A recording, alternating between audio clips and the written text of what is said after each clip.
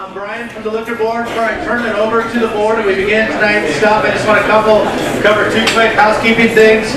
We also have the council chambers upstairs is also a seating area where you can see all of this live with a video and audio feed. There's a little more room up there. I can't vouch if there's any more seats left. But if you're looking to get out and not have it as crowded or try an alternative place, you can go upstairs to watch it all on the video screen. So, with that, it's 7 o'clock. Let's get started. I'm going to turn it over to our board chair, Sharon Foster.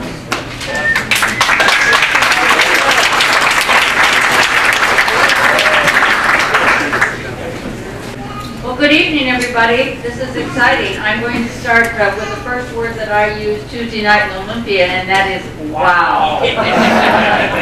There's one heck of a lot of interest in I-502, that's for sure. And so I certainly welcome you. I am Sharon Foster. I am chair of the Washington State Liquor Control Board. And to my right is Ruth Ann Carose, who is a board member, and Ruth Ann is a native of Seattle. So she knows your community well. And to my left is Chris Marr, our other board member. And Chris comes to us via Spokane. So I think we're well represented across the state. And I want to just take 1 second to introduce a couple of key staff people, but say thank you to all of the other staff that have worked so hard to be here. And if these two people will stand just so you'll see them, if Pat Kohler, who is our agency director, and Rick Garza, our deputy director, will stand.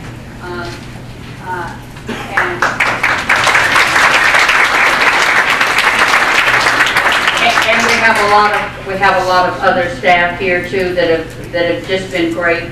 A special shout out to Brian Smith, who's been our communications director, is our communications director, and has done a great job in getting this done. And the very pregnant one is Samantha Trotter. Woo! And, 7 months pregnant and got a bad cold, but here she is for us, and so we really appreciate it. I do want to tell you that this is different than a public hearing. This is a public forum. And that means that we're here to hear what you have to say. This is a listening mode. It's not like you come to a hearing in Olympia when we are proposing rules. You're here to help us decide what those rules ought to look like. And so again, there's a lot of you here. I have a lot of sign-up sheets. I'm going to ask you to please, when you speak to us, you go to the mic over here, and it would be most helpful if you could please not do more than 2 minutes. And if you can do it in less, you'll get a brownie point from us. And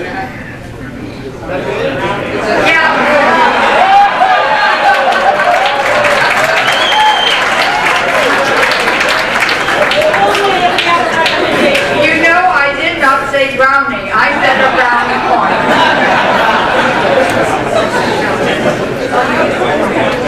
A brownie joint. So again, welcome to you, all of you. If you think of something more you want us to hear about, please leave it in a comment box out there, or send it right directly to our website. If you go to our website, you will just find a wealth of information on 502 and another way to comment. And so again, thank you. Chris is going to help me with leading off and getting people up to speak. I do want to give both of them a chance to say their own welcome, so if they'd like to do that before we start. Roseanne? I'm Karen Carlson, board member. Seattle is my stomping ground. I grew up here in the central area, born in Providence Hospital. I've been involved in our community on a lot of different issues, and before becoming this liquor regulator, now marijuana regulator. This initiative, though, is more sweeping than any other legislation of marijuana, and we're tasked with creating the rules for a regulated license system, and so we're eager to hear your views and concerns about the implementation of 502. Yet I will say that our primary mission is that of public safety and security.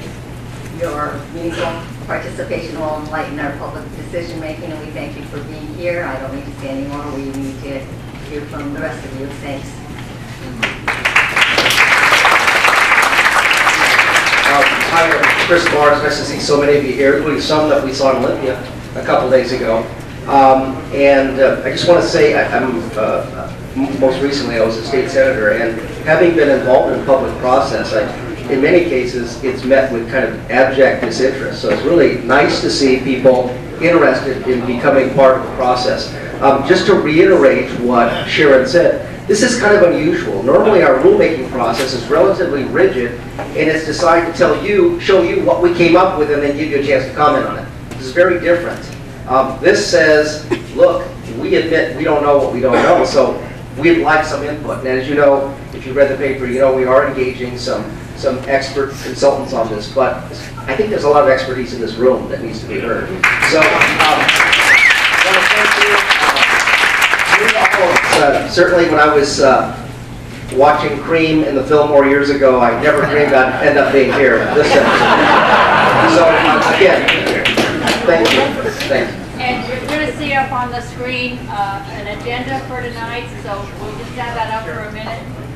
Oh, you'll see an agenda up on the screen, and we'll just have that up for a minute or two, so please take a look and see how we've scheduled the evening.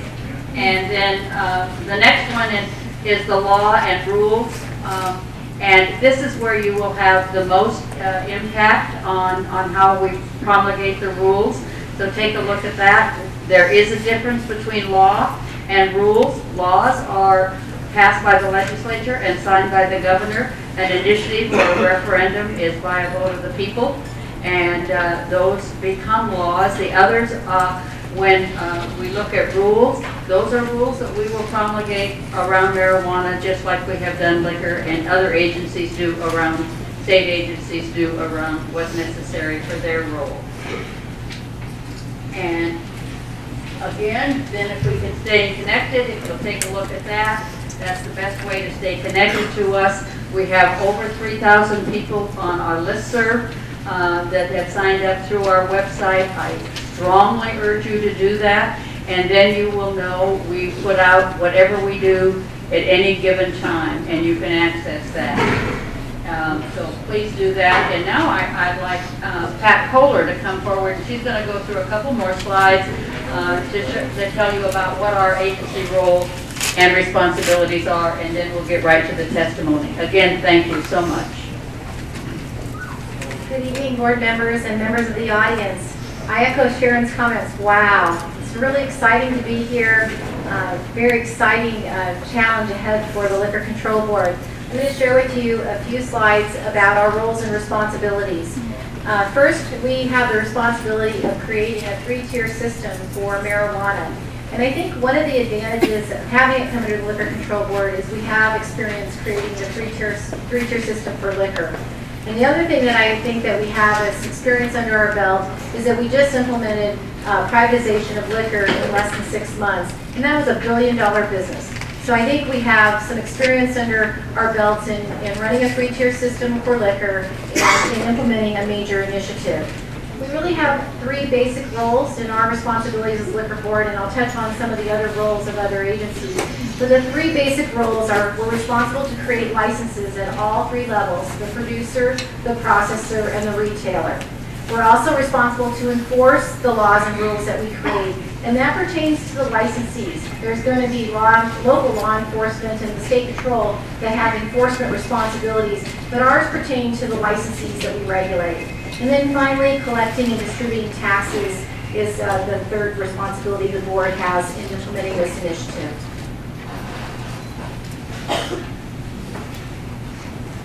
This is the high-level timeline that is available on our website, and Sharon pointed out that on the website there is some really good resources for you, frequently asked questions and timelines, and kind of gives you an idea, a place to stay up to date on as we communicate what we're doing.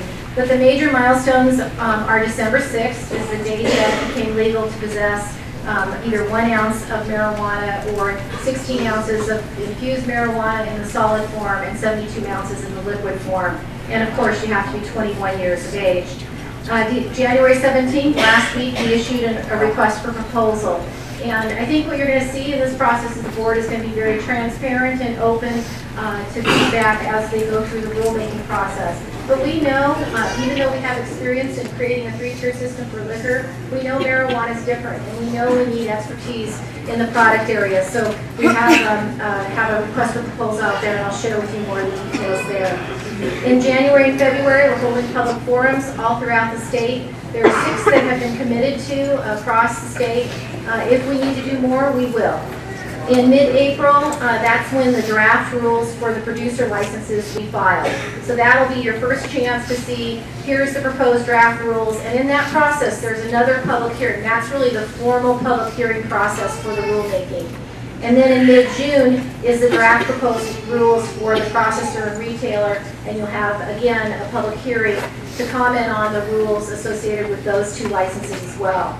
Mid-August is definitely a key point. That's when it's legally, the producers will have the ability to grow marijuana under a license.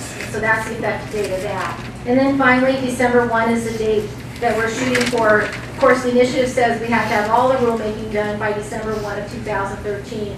But this is the date that we see the effective date for processors and retailers to have their license in effect. So there are internal teams that we've set up, and we started before the initiative passed and kind of doing some preliminary contingency planning. You know, what teams do we need to form to really look at all the policy issues that are involved in implementation of I-502. So you can see that we set up 11 different teams. Just about everyone in our agency is involved in that. We are looking at some additional resources that will probably be staggered over a period of time. But we also will be using existing resources to implement this.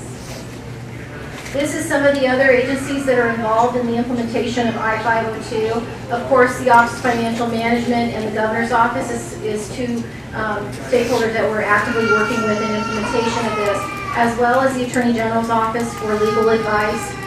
Because in an initiative process, although this one we think has been well written, there are some things that need to be defined, and so we'll need to get advice from our AG. The Department of Agriculture is key, someone we're coordinating with to be involved with testing, setting up the infrastructure for testing and so forth. State Patrol has probably as much of a responsibility. I think we're 2 of the key agencies that have responsibility in implementing this, and that's around the DUI laws and all the enforcement. Department of Revenue has some of the tax responsibility, although we're responsible for collection of the excise tax. And then the Department of Health, the education responsibility, and Department of Social and Health has the prevention responsibility. This is a high-level summary of the request for proposal. We are initiating a consultant to come in and help us with technical expertise. And I said earlier, January 17th was the day it's released, and I'll give you some other key dates. But we're really looking at 4 different categories: product knowledge and industry knowledge. We're looking for things like, how is the product grown? What things should we consider in infused products? And so there's some things in there that we're looking at related to the product knowledge and industry knowledge. Product quality standards and testing. In the law, there are requirements for testing infrastructure. There's requirements to ensure that the product's safe to the consumer. And so those are all the things that we'll be talking to with the consultant, as well as Colorado. Product usage and consumption. The Office of Financial Management did a fiscal note that gave consumption numbers of what they anticipated. And we've heard all different kinds of things about that's either too high, too low. And so what we want to do is have a third party help us confirm that because the law does have us look at that for figuring out how many licenses we should issue. And then finally, the product regulation area, looking and taking into account state and local and federal processes and procedures, and how should we integrate that into our rulemaking process. And so we may ask them to help us with crafting some of the rules, but ultimately it will be the board that approves that. These are some of the key RFP dates that are up there. You can see that we have the date of January 17th. The Bidders Conference is in Tacoma. at the Tacoma Convention Center on January 30th. It's an opportunity, if you're interested in being a bidder in that process, you have an opportunity to ask questions about the RFP process.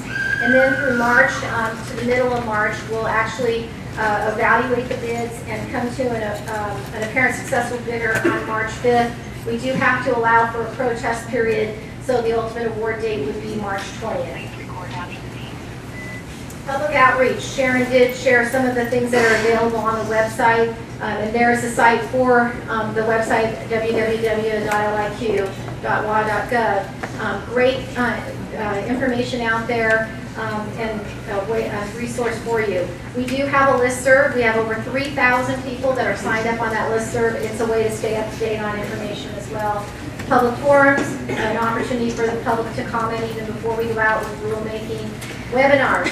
We've reached out to the Association of Washington Cities, and we're holding webinars with local government, law enforcement. We actually met with city officials today here in Seattle, but we're trying to do as much outreach to answer questions from local and county governments as well. Public hearings on rules. So I shared with you earlier in the rulemaking process, there is always a public hearing in which the public has the opportunity to comment. I will share with you that you don't have to testify here today. There's, I think, a comment box out there, but you also have the ability to send in written comments to our rules person, and that's rules.liq.wa.gov, and that's on the website. So you don't really have to, this isn't your only means to give comments. You can do it through written if you're more comfortable with that. And then editorial boards, we're trying to meet with all the major newspapers. We met today with Seattle Times and The Stranger. Last week we met with the Daily Olympian, and we'll plan to do editorial boards throughout the state with all the major newspapers. And then finally, we've established an open dialogue with the state of Colorado, who's the other state in the nation that is implementing something similar to this. And so we reached out to them. They have a regulated system for medical marijuana, so I think we have a lot to learn from Colorado, and our intent is that we both will share ideas with each other as we move forward to implement something that's never happened in the world. So thank you.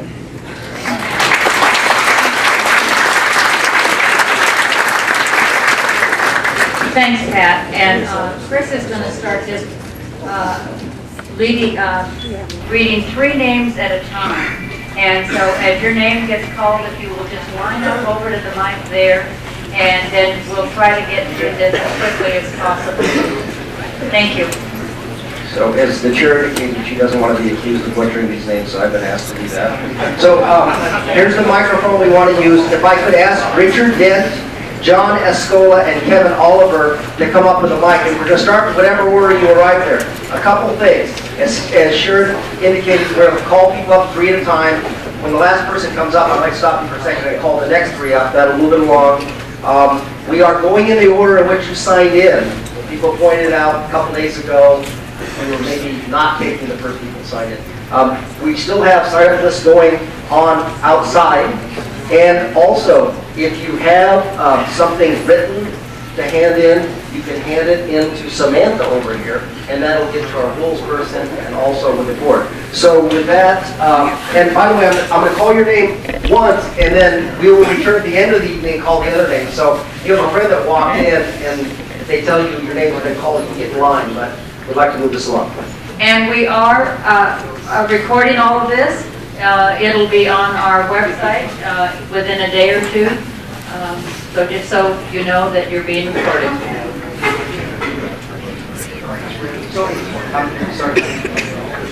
So if you could, once again, when you arrive at the microphone, give your name. If you represent an organization, that's fine. If you don't, just give your name, and thank you.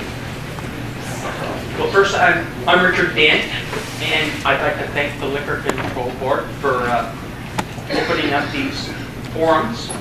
I would also like to thank everybody that showed up. You are doing something that has been waited for years.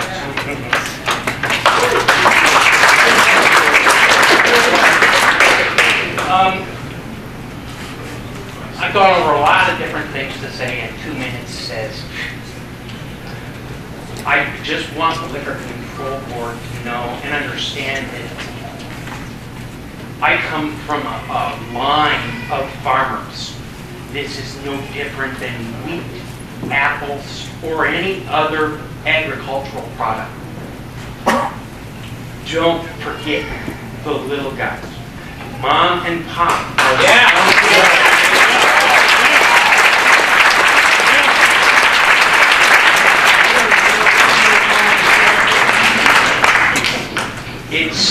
There are so many different ideas, and with your website, I'm spreading the word just as fast as I can, because this is an important decision, and I understand that you have a difficult time. I've read through 502.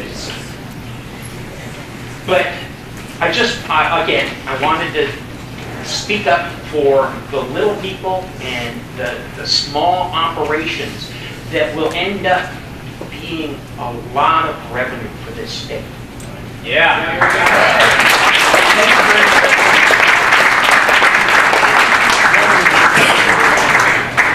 Hi, I'm John Escola. I represent about 5 or 6 small medical marijuana growers. We don't want to be left out. We want to bring in our expertise. Washington's been supplying their own marijuana for the last 25, 30 years. I don't know of any cartels that have been bringing it in, folks. Yeah. We wouldn't smoke it. We're going to do it the best we can. We have been for the last 25 years. Nothing's going to change. You need to bring us in. We need to be part of this. It's a very emotional thing for me. It's been a war for 40 years. The war's over. We won. Yeah.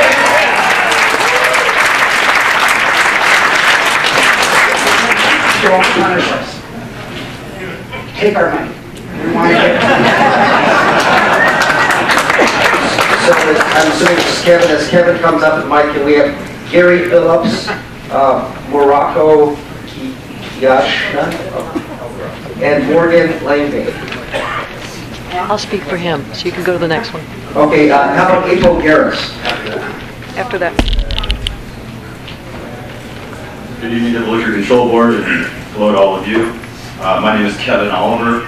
I am the Executive Director of the State Affiliate for the National Legalization and Reform of Marijuana Laws.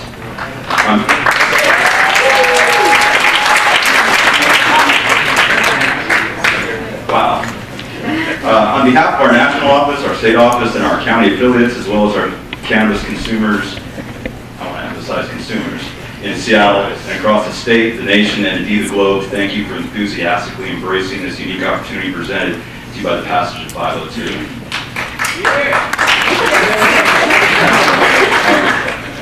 The applause is for you guys, I'm sure. As someone who has been fielding media for several months, including local, state, national, and international media, interviews from Seattle to Paris, Spokane to Norway, including the television interview this morning with France's largest national media, TV1, with over 8 million viewers, I can tell you with some observational authority that the whole world is watching you guys. It is our opinion that you should officially change your name to the Washington State Liquor and Cannabis Control Board.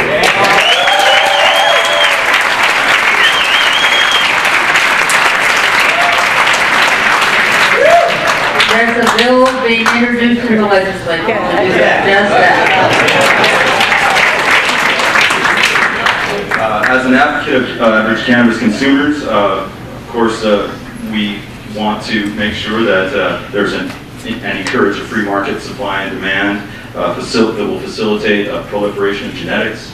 We don't want large Budweiser factories pumping out Budweiser Light. You walk into a liquor store and all you see is Budweiser and Bud Light. That won't change the black market. It won't change. It won't get me to buy from a liquor store. Like a wine, red wine, indica, puts you in the couch, thousands of different strains. White wine, you don't sleep so well at night. Sativa, thousands of different strains. It should be facilitated by people who can produce or not. In supply and demand. If they can produce, great. They've got a place to sell it. If they can't, they can't. Given reasonable expectations for security and licensing, people should be given an opportunity to turn their product into gold. This would be coppers for the state bank. Larger producers, while efficient by scale, will ultimately affect the selection and the quality and be larger targets for federal intervention. Small grows encourage entrepreneurial spirit, diversity, and again, it's been the case that they have been the least targeted by federal prosecutors. All you have to do is look at Colorado's medical market. Quality control, we believe that safe marijuana can be purchased in stores by adults. That's why we endorse 502. It should be, I think, labeled organic or not. Some people prefer that. Consumer-driven demand for potencies. It's not a toxic chemical, so let the consumers decide. I don't want 50% hash oil all the time. Professionalism. Some of the best growers of marijuana have already been arrested for marijuana, and that should not bar them from entry into the market. Yeah.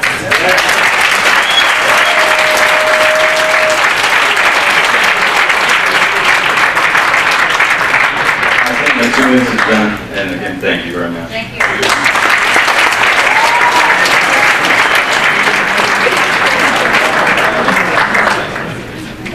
My name is Gary Phillips. I'm a 53-year resident of Ballard, another local. I'm here representing the Evergreen State Cannabis Trade Alliance. We're a group of medical marijuana providers that have banded together and adopted voluntary restrictions and testing criteria for all of our providers. That would be the first pillar of our platform of our group, would be safety testing. And I think we've already gone over that. We're probably preaching to the choir. That would be your first item of concern will be the safety of the product.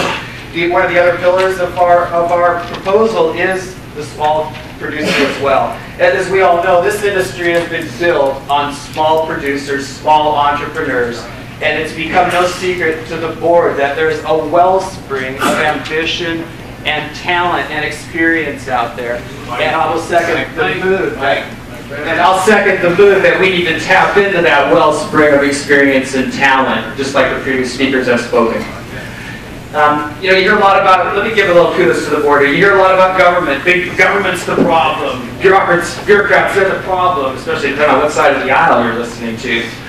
But let me give kudos here as I watch the board here, and these people are working really hard. And if you ask me, they're working overtime. For you to be in Spokane, Mount Vernon, Seattle, 10 o'clock on a Thursday night, that's overtime. I think they're good. They're doing hard people here.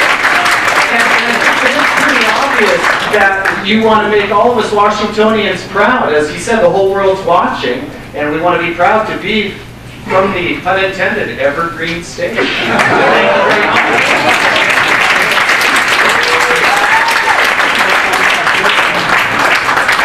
My name is Morocco Kashnatocha. I'm the director for the Evergreen State Cannabis Trade Alliance, which Gary has already noted. It's about 100 small suppliers, small producers. As we've noted, we banded together in order to demonstrate that we have superior product. Our report to the Liquor Control Board is we desperately want you to increase the number of licenses. Make it 1,000, make it more than that, multiple numbers. It's the thing we keep hearing again and again. Small employers are responsible for 70% of new jobs in economies. What we're doing is to improve the economy in the state of Washington. Small suppliers will do a better job of that. Large companies will take capital out of our state. We don't really need that either. We have a wealth of skilled individuals who know how to grow quality cannabis. And so we have no need to, in essence, go out that. So we want to see many, many, many licenses. We want to see everything safety tested. We want it to be a no-brainer. We want to see everything tested for mold, fungus, pesticides, etc., contaminants of all sort. And we want to see everything quality tested. And that means testing for cannabinoid ratio, as well as terpenes, etc. So when you go into the state liquor store, you purchase your product, and on the back of it, it has a full description of what's in it, the active ingredients. And if we do this, we will not only make I-502 successful, we will be the center of the world for cannabis production. Not only an opportunity for the state of Washington, we have an opportunity to show the whole rest of the world. I think that's it. Thank you very much. I want to thank you. I think I'm checking to correct one thing. They will not be state-run stores. State licensed stores. State licensed stores by private owners. Private owners. Thank you so much. Let's hear from Pete Essig or Esri, Gary Roll, have Johnny, no last name, so please, not everyone by the name of Johnny. Honor system here. Followed by Don Whitaker and Dean Nielsen.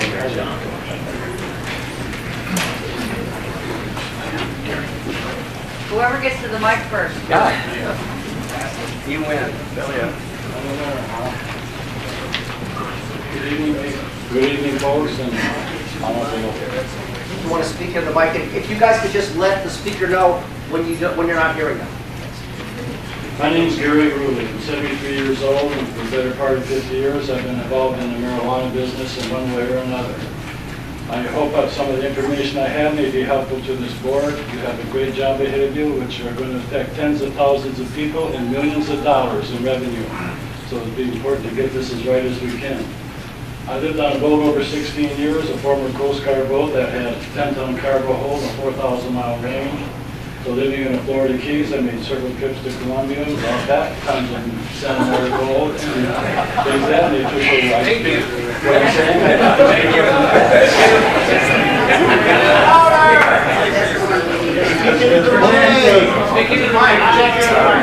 As most people are aware, cannabis is the largest agricultural product in America.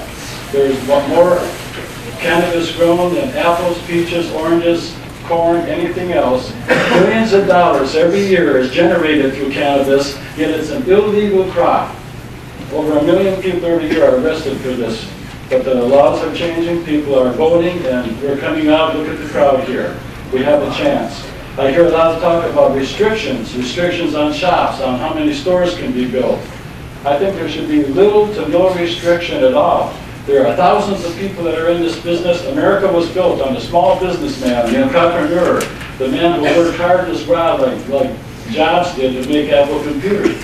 We don't need any big conglomerates coming in here taking over what we worked so hard for. There are tens of thousands of farmers, small entrepreneurs who take quality care of the product they are producing, and you will not see very much riffraff or low quality once these people are going. I would suggest to this honorable board, if you have the chance, to go to the Tacoma Farmers Market the first and third week of every month, where you will see, you can talk with the people that are producing, you can see how this is done, see how the quality control is done. You'll get a lot more information in 2 hours there than you will in all the hours we're spending here.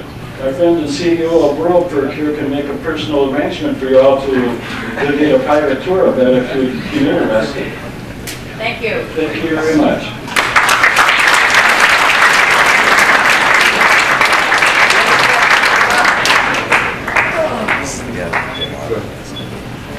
I'm John. John, remember we heard from you on Tuesday. Yeah, but they hadn't. I'll keep it to 2 minutes. 2 minutes, the punchline, right? The punchline, okay. I asked the question, what if I'm driving a truck with 20,000 pounds and I'm smoking a big one, and what do I say to the police when he pulls me over? What do you say? I say 2 words, and he lets me go. Those 2 words, according to our law, is no THC, all CBD in that. So anybody in this room who wants to grow 10,000 pounds and they keep it under 0.3% THC is not breaking the law, and they're supporting the medical marijuana industry. It's rule, Allison, what was it, 69 point something or other. I was offering the board some expertise. I've been in the business since the 60s. You know, you buy a joint, you share it, you buy a matchbook. Anybody heard of matchbook? Your 2 minutes. Really?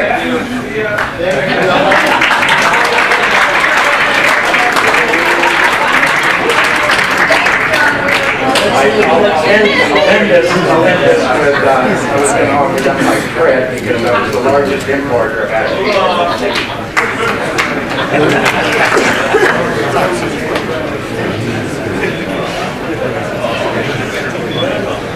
Good evening, board. Thank you for having this forum tonight. My name is Donald. Can't hear you. Never up the microphone. Technology. There you go. There we go. My name is Donald Whitaker. I'm Chief Architect for Diego Pecera, Inc. We are hoping to apply for a license for retail operations. and we have only concerns as architects, zoning, and these things that are going to happen as a result further down the road. But we have concerns also about the ceiling for pricing, that we feel that if the pricing is driven low, the quality will be driven low. And so we see an opportunity for us as a premium retail source. And have the light.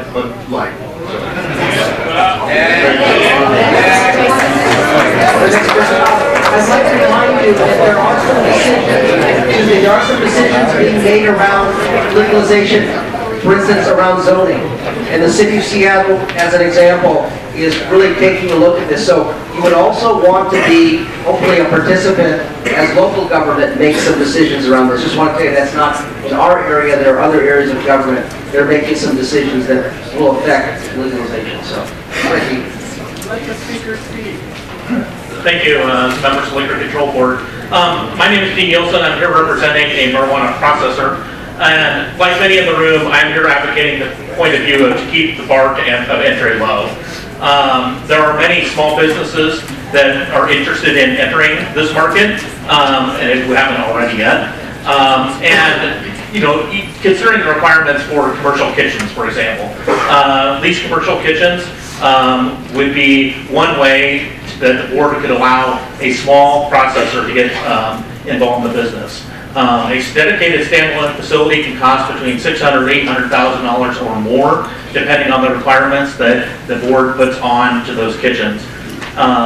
So I'm here advocating the position to keep the bar to entry low, to allow for leased commercial kitchens for marijuana processors. This will allow for more small businesses to get involved into the market, and the market will choose which small business owners make a product the market wants to bear. Thank you.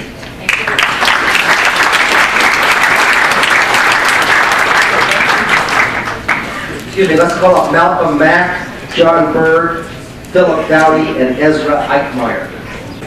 I'm John Bird. A couple things in the law that I'm concerned about. One is what the Liquor Control Board already responded to one of my inquiries about publication of producers and processors' addresses. And that was told to me that it was to be freedom of information. We all know what happened with freedom of information. They had to get it, newspapers get it, and we had crime in our communities, because then the thieves get it too. So we've got to have something about privacy of our addresses if we're going to be producers and processors.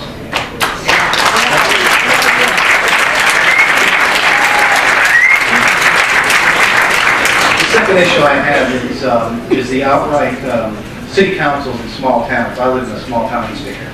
Basically, they're already planning to ban marijuana. They ban collectives just out of 5 people making a decision. There's got to be a rule, law, registry to allow people that are little guys who want to grow out of their garage or grow out of their property from not being restricted because of arbitrary decisions made by city councils. This is important. We're not going to get the little guy unless the cities, we've seen this with medical grows already in Kent, just outlaws people's businesses. The city of Sammamish has a collective moratorium. They just say we're going to ban it. The state state law has to trump city ordinances. Plus, they can make all kinds of rules and decisions that are unreasonable, like permitting, excessive registration, all these kind of things the city can do. So not that politicians don't want to help us, but there are some that are out there already thinking about this. Thank you.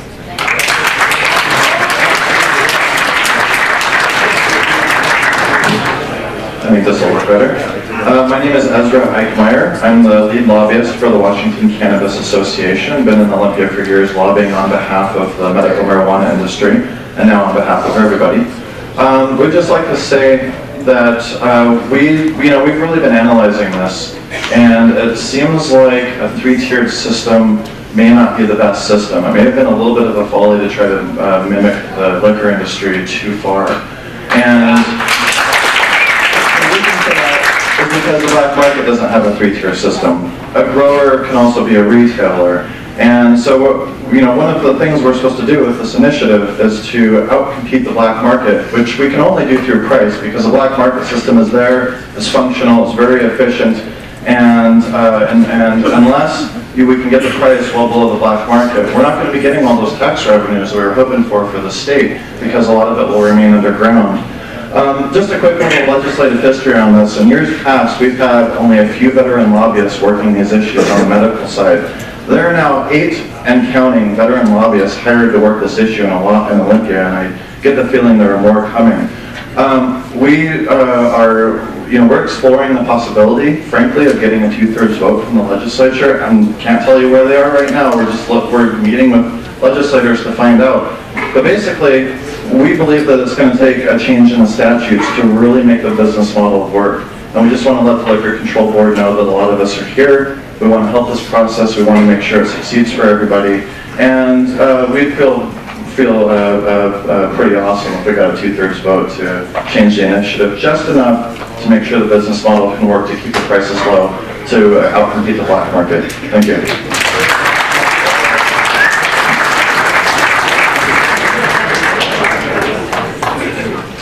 Hi, I'm Philip Doughty with the Washington Cannabis Association. I'm also one of the co-authors of Initiative 1068 from a few years ago that sort of got the ball rolling on this whole thing.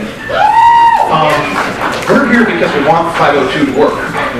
And we want the state to collect hundreds of millions of dollars a year in tax revenue. But, and no criticism of Allison or Pete here, but the way 502 is structured, you may not get there. And the problem is because of the black market. First of all, the way the 1,000-foot rule is written in 502 needs to be amended or relaxed somehow. I live on Capitol Hill right up the street, and if you do not have 5 or 6 502 shops in my neighborhood, you will have an explosive black market. But the way it's written right now, you can't do that. Same thing with Rainier Valley, Ballard, Fremont, you name it. You're going to have to address this, or you're going to be helping the black market to be entrenched for another generation. You're also going to have to beat the black market on price. You're going to have to get a system where what's coming out on the retail side, taxes included, is right around $10 a gram for dried usable cannabis, somewhere in that ballpark, where the black market will win. I don't think you can do that with 502's current tax structure, as well as with where production costs are today. You just can't get there. You need to relax these taxes. The third thing, and maybe the most important thing, is I guarantee you the OFM's fiscal note on the consumption level is way off. Capitol Hill, my neighborhood, 50% of my neighbors smoke pot at some point during the day. It forecasts a system for 187,000 pounds. My estimates are you're going to need a system that can allow for 500,000 to 800,000 pounds a year. That is, or you're going to let the black market have part of the market. That's going to take 150,000 to 200,000 lights. You're going to need every little grower who's been doing this in a garage for 40 years, all the way up to the big boys with the big warehouses. If you don't create a system that allows for that, we're going to have some problems. One other thing is, although I know you don't have specific authority over medical marijuana, I can tell you just be very cautious when you're playing with definitions around cannabis, because there could be places where you could create a positive conflict under law for medical, and that would be really scary to medical marijuana patients like myself. Thank you very much.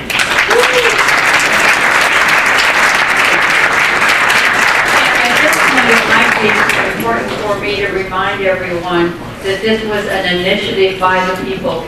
And for 2 years, it takes 2/3 vote among both the House and the Senate of our state legislature and a signature by our governor to change that initiative in any way at all.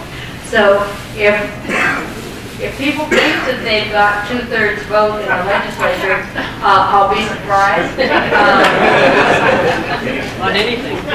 The danger of something like that when happens when a bill gets introduced, the jargon that we use in Olympia, it gets Christmas tree pretty quickly.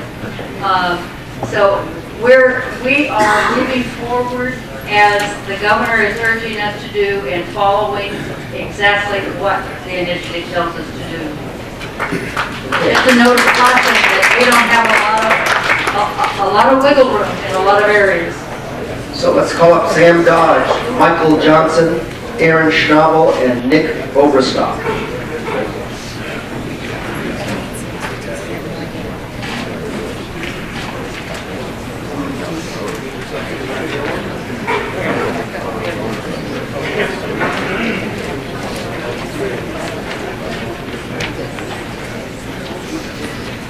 My name is Michael Johnson. I'm with the Laughing Buddha Collective Incorporated. We make quality medical marijuana for dispensaries, and we have a budding relationship with these dispensaries, and we would like to keep the same relationship with the retailers. We'd like to become a legal grower under the 502 system and sell directly to retailers. Now, marijuana isn't liquor. I don't think it needs a three-tier system. I'm sorry that it's there, but I don't want to see the government coming in and taking our quality plants and then drying them and trimming them and maybe not even curing them properly, and then giving them to someone we don't even know who they're going to. We want to have a direct relationship with the retailers. The way the law is written right now, it doesn't look like that's going to happen. We're not making Bud Light here. We're a microbrew. We make Mac and Jack. Mac and Jack, people out there would like our marijuana.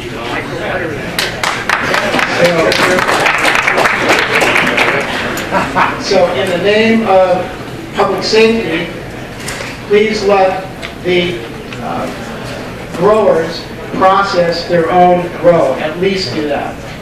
Thank you. I want to talk about it come by later, but I think some folks may be under misperception as to whether or not you can collapse the top two tiers, whether or not there's a redundant 25% markup, okay? And we're in the middle of interpreting that, but I just want to point out that folks have raised that issue. I'm glad to talk more with some of you if you'd like to later, but still good conversation.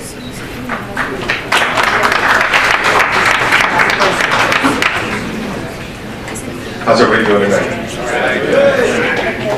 So I'm really excited about today's forum. I've been waiting about 15 years for this, so everybody else is excited as I am. Oh, sorry, my name's Aaron Schnabel. I'm with the Urban Pharmacy Collective. I'm a vendor out at the Black Diamond Market, so I'm a producer right now for the medical marijuana community. And I want to touch basically on the same things kind of Mike talked about there just before me. I want to spend some time addressing the rules governing interaction between various producers, processing, and retailers.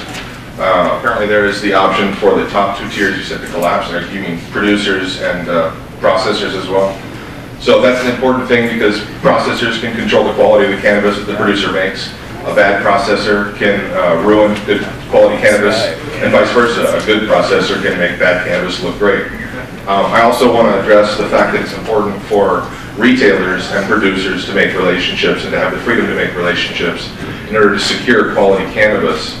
Because if we're just sending it out and we don't know where it's going, then there's the lack of incentive for it to go to somewhere where it can actually make a decent coin. Also, I wanted to touch on the fact that it's important that we encourage good premium quality cannabis, and I'm concerned with the price point structure that we have right now that that's not going to happen. So I think it's really important that we allow the market to bear the price and that we do a percentage-based system rather than a set dollar system. Thank you very much.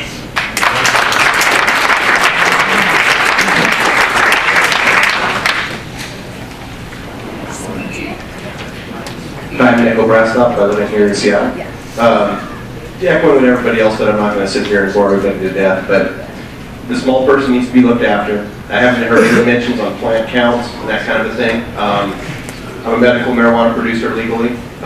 Plant counts of 30, 40, and 50 don't do a person like me any good.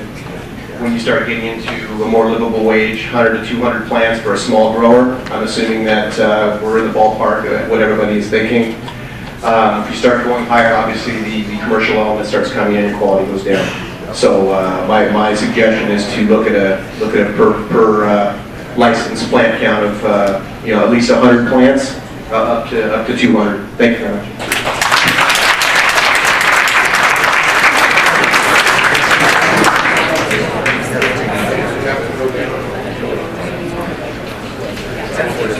than trying to live here. I just thought I'd beat you guys to it. My name is Sam Dodd, and I don't envy the Liquor Control Board, the Liquor and Cannabis Control Board in this scenario. You guys have such an enormous underground culture that's been thriving and evolving for the past 50 years. And for you to figure out how to serve the cannabis customer is the steepest learning curve I've seen in my lifetime. We all appreciate that you're so willing to listen to what we have to say.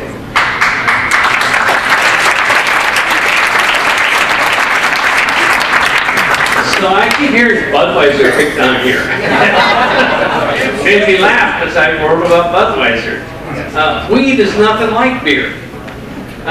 In the world of alcohol, people buy a brand and they like to stick with that brand year after year. You hear it all the time. I'm a Budweiser man, or a Coors man, or a Jack Daniels fan. In the world of cannabis, people get tired of smoking the same stuff over and over. They'll quickly switch to something else when they finish what they have on hand. What that means is that if you have a giant greenhouse or a giant warehouse of growers and suppliers for your cannabis store, opening days will be great and lucrative.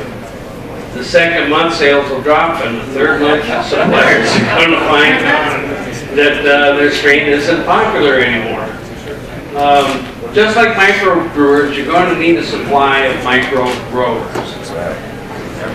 I would bet that there's over 700 years growing experience in this room. I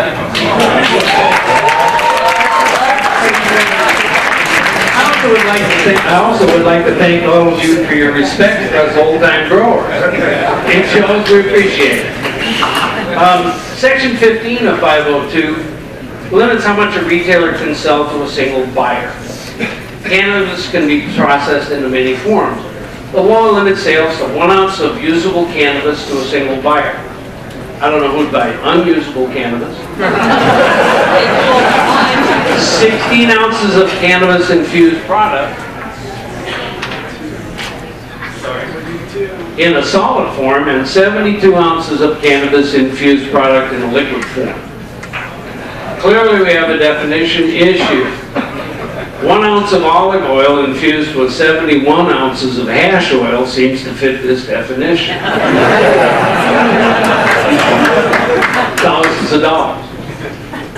Most of the national governments in the Western world are watching to see what Washington State does with 502. You've heard it from the other speakers. Most other countries don't have state governments. Many foreign governments would like to legalize cannabis, but because of our drug war treaties, they're afraid to challenge the 800-pound gorilla that's our federal government. They're excited to see that the first challenge to our federal government is coming from an internal state government. We have to get it right. Thank you.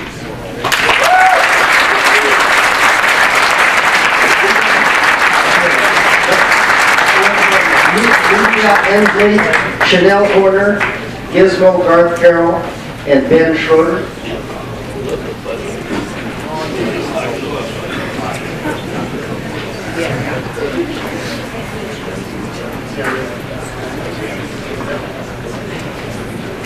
Hi, my name is Ben Schrader. I've sold pot on and off for 38 years now. We said if the government can put me out of business by legalizing pot, then my business model was successful. But I realized that maybe it's time to just change the business model and join with the legal pot. Actually, one of my areas of interest that I think needs to be concentrated on is not the pot, but industrial hemp. And anything that you can do to make industrial hemp, I think that there's more revenue and more money and more jobs are going to come out of industrial hemp than are going to come out of pot.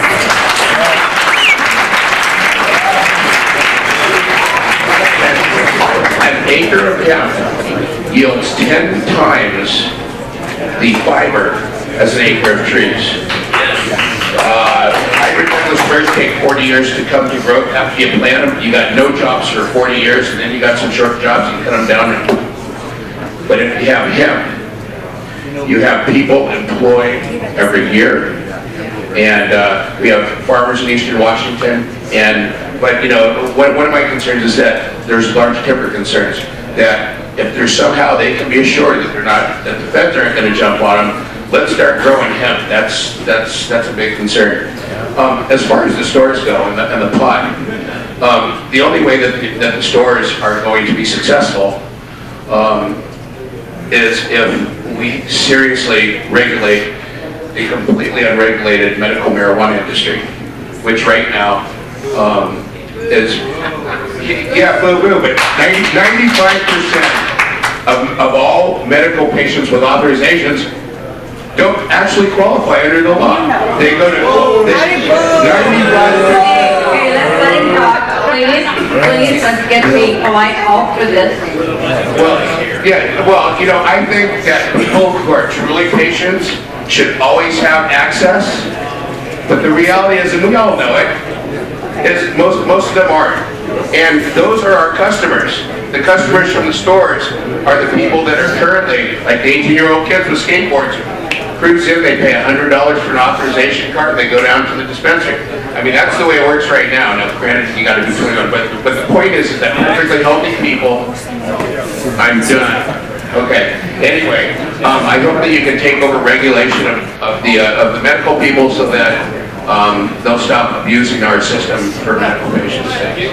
Thank you. I will ask you, if you're real interested in the hemp, then go to a legislator and get them to introduce something in the legislature. Good. Thank you.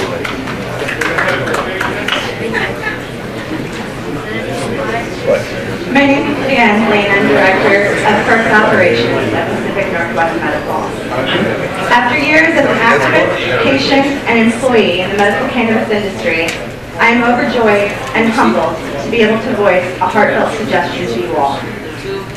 Many of the people you will see before you at these forums have been bravely growing cannabis for 10+ years. As the drug war waged and medical authorizations failed to protect patients, many fell into serious legal complications and became ostracized for their newfound criminal records. Veteran growers with decades of experience often gave up their freedoms, families, and homes for something questionably a crime. These veterans, now branded with the scarlet letter of a felony drug conviction, should not be denied a license for producing cannabis.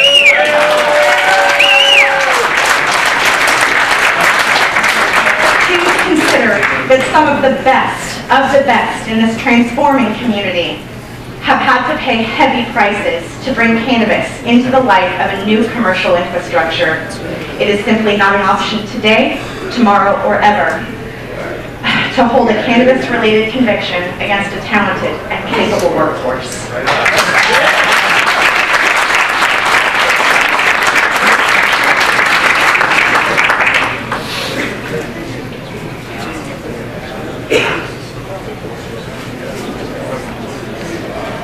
I'm Matthew Gordon, and I'm speaking on behalf of Gizmo. And I wanted to say that as a strain creator and as a breeder of cannabis strains, the breeders, there really should be a separate license, because Burpee, when he developed his cherry tomatoes, chose the one plant, seed plant, from over 500,000 seedlings. It's common to grow 1,000 plants from seed, 2,000. Then you take clones of each one, now you got 4,000, then you sex those out, find out which ones are the male, and the ones that are mutated to have the super high THC and the super high medicinal qualities. That's how they created a Vidical in Israel, 15.8% CBD, 0 THC. And it's making world headlines, and 30 countries are rewriting their cannabis laws because of it. And these super strains that are going to be coming out, that's where everything's going. I mean, I created a strain of 23% THC sativa that, I mean, after it gets out there, it's going to take over half of the sativa market. I mean, it's just, there's no couch lock effect, there's no panic attacks or anxiety, it's just the amazing super strain, just like the Vidical, there's no high to it. And these strains aren't going to be created if people can only grow 200 plants. So there needs to be special licensing for breeding. It's very important. That way the quality's going to be there. Everything's going to be there through the breeding projects. It's not just, and you can't just say, he's on drugs, Your Honor. what was he on? You know, you can't just say marijuana. There's 3,000 strains. They all do different things. And so we need to get specific with and no more mislabeling. You can get 30 different kinds of white widow for 30 different people, and it's 30 different kinds of weed. So anyway, I just wanted to let you know, keep that into consideration. We want a full chemical composition, chromosomal analysis on the label. It's like going to the pharmacy, and it just says drugs. Is it antibiotics? Does it relieve ocular pressure? Are you giving? I don't want to take glaucoma medicine. I don't have cancer. I want to take the strains that are beneficial for me specifically. So I have to say thank you.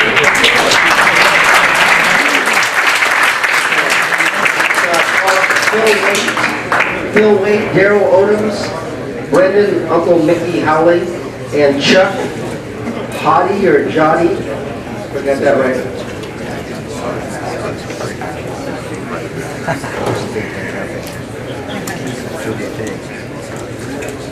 Going hospital. Yeah.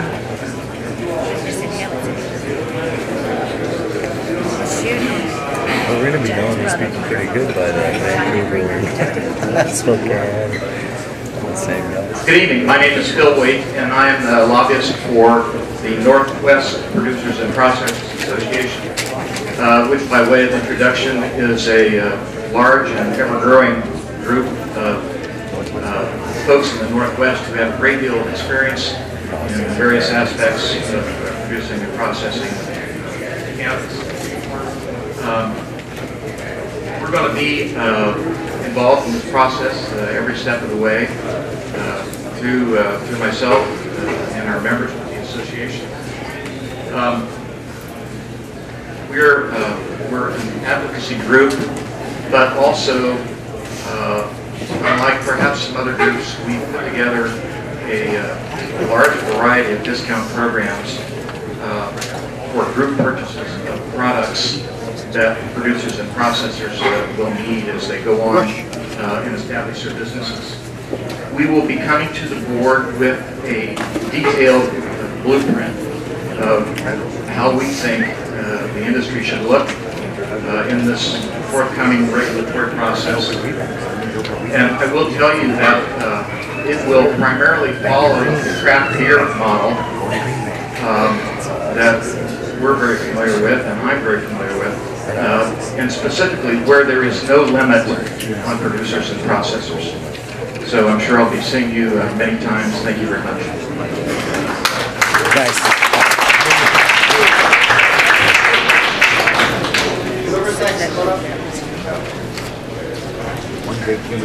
Oh, I was just wanted to know about Louder.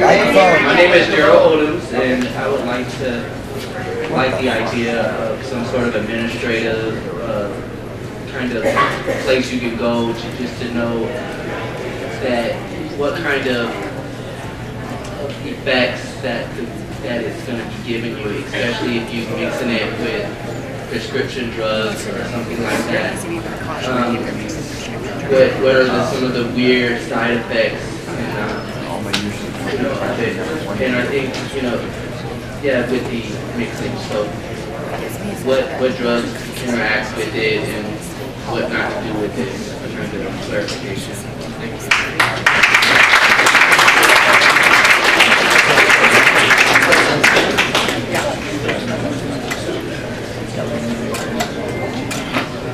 Hello, my name is Brendan Howley from Skagit County. Known in the industry, in the medical marijuana industry, as Uncle Mickey. I produce high-quality marijuana for dispensaries.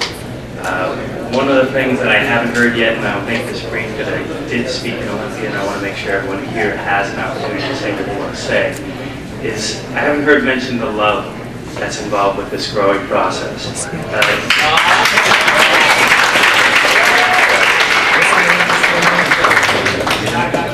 I moved up here from New Mexico 12 years ago, specifically because I was in complete wonder of the only billion-dollar business I knew of that operated on handshakes.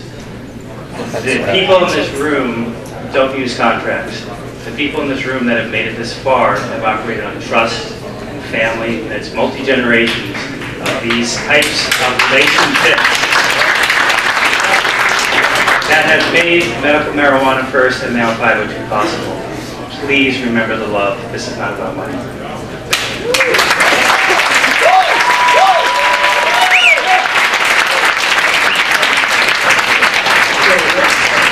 Hear from Brad Douglas, Brian Ben Schneider, John Biasco, and Joseph Zetchi.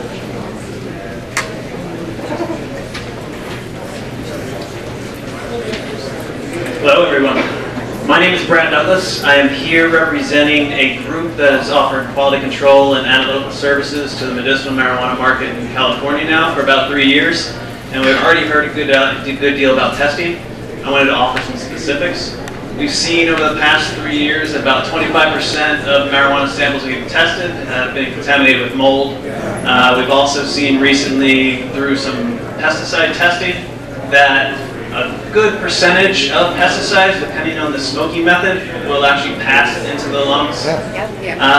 We all know that testing is mandated through the initiative, and that the board and the consultants that make it through the RFP process will be very circumspect in the parameters that they establish for quality, consistent products.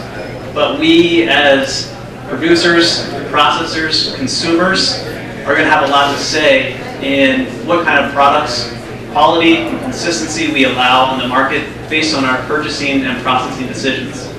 So we should all keep that in mind and support those conscientious growers and breeders and producers out there with our own purchasing decisions and decisions that we make along the supply chain.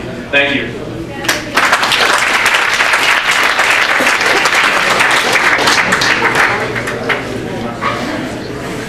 Hello, my name is John Biasco. I want to echo the exact same things that he said. My concern is from when the plant is grown all the way into the patient's hands. What kind of chemicals they use. Once they receive the hemp or whatever it is, do they compound it into a liquid, a solid? What is exactly the ingredients on there? What kind of manufacturing did they use to produce the product to get it to the end patient? I just think that the traffic, everything he said, thank you.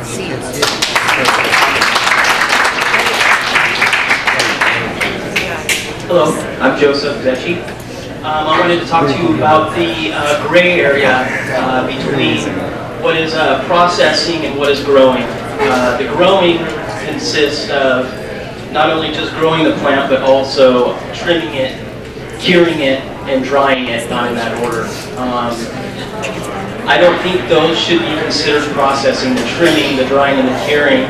Rather, the process should start when the trichome is actually removed from the leaf in order to make hash or hashish, butter, and oil. That's precisely when the process should start, not the trimming of the leaves from the buds to make them a final cured product. That should all be included in the top tier of growing.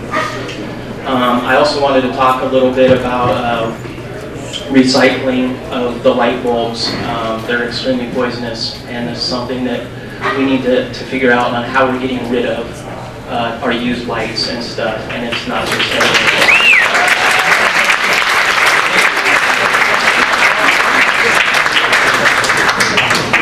Thank you. Let's hear from Brian Lentz, Craig Dell, Stephanie Kwan, and Dave Baxter.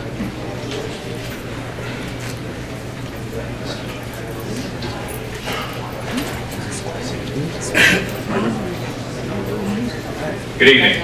My name is Brian Lentz. I'm the president of Greenbelt Organics. We're a importer of bag guano, so a lot of you guys will probably be needing me. Check my website out. A couple of things I want to talk about. I agree with a lot of you guys as far as everything. Well, I mean, we've made miles to get here. I think the number of plants should be regulated, which will keep the big guy out of it. Okay?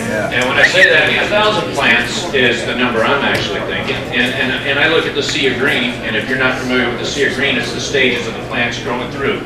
Okay? You put so many in veg, so many in flower, so many in adolescent stages and stuff. 1,000 plants is a good productive amount to get a good quality harvest so that you can get it out to the supply. Okay?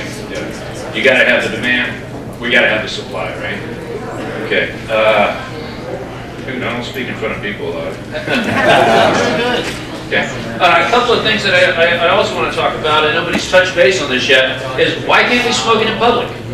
Okay? I can go to a bar and drink a beer. I can do shots of liquor. I can do flaming volcanoes and screaming orgasms all night long. But I can't go out of my house and smoke a joint. Okay? And I think we need to get this out there. We legalize it. Okay? We legalized it, we regulated it. Now we're putting imposes on it of 5 nanograms in your system. Okay, great. We should have controls on that. I know you're stoned and you're driving, you're going to be probably going 10 miles under the speed limit. You'll know he's stoned because he's got a bag of Doritos beside him. You pull him over. Okay? But on a serious note, I mean, it's all fun and games, but I can't go out in public. I don't drink. Okay, occasionally I may have a beer or two. I go out to the bar. I sit there, I drink Coke. I'm the designated driver. Woohoo! I'm the fun guy. Okay? I want to be able to step outside in that smoking area and smoke a bowl. Maybe smoke a joint. You know, I'm not going to throw the roach on the ground. I'm going to eat it probably. So, and that's what I'm at. What are we looking at as far as making it legal for us to smoke in public at these establishments, or are we even going to do like the guy in Olympia who has a smoke room right now? And I think that's a great idea. Okay, so let's get this out. Let's find out what we're going to do with this. That's all I got. Thank you.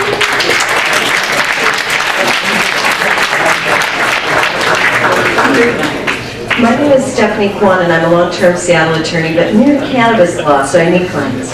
I am a SeaTac resident, and there is a federal transition holding place for prisoners and a SCORE correctional facility, and the war on drugs has been unfairly cruel to the black and brown communities. And I look around the room, and we're a pretty white room, and there hasn't been a lot of black and brown people, so I'm speaking on behalf of them.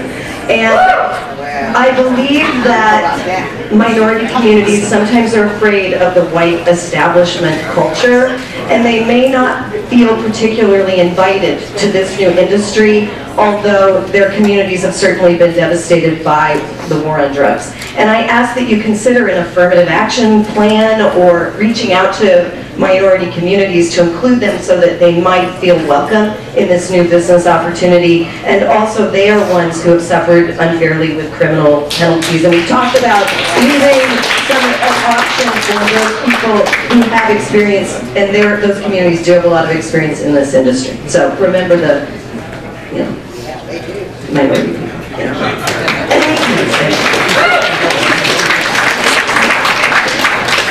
Hi, I'm Craig Eldendell, and I'm a professional guitarist and have been all my life, actually. And I treasure my really good marijuana. And I think that I speak on behalf of all the musicians in the world who feel that way. And I really want to thank you guys for making tonight possible.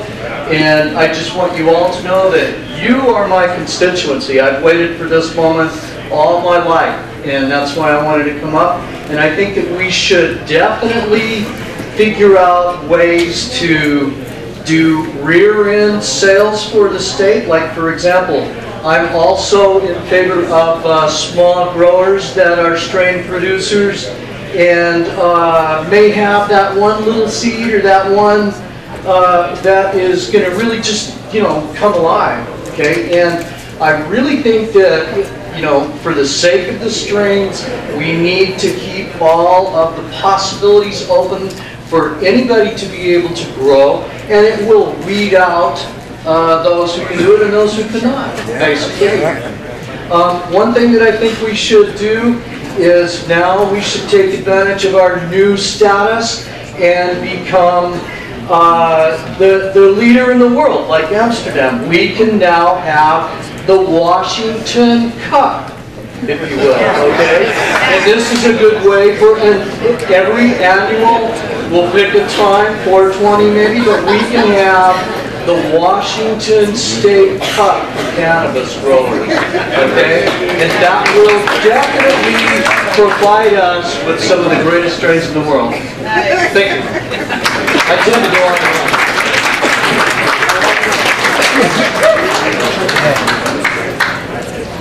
Hello, my name is Dave Baxter. I want wanted to thank the board for allowing everybody to speak tonight.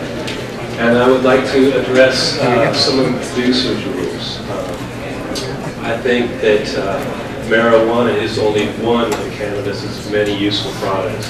And I think that by limiting the rules to just production of marijuana, we are keeping a huge new industry from going.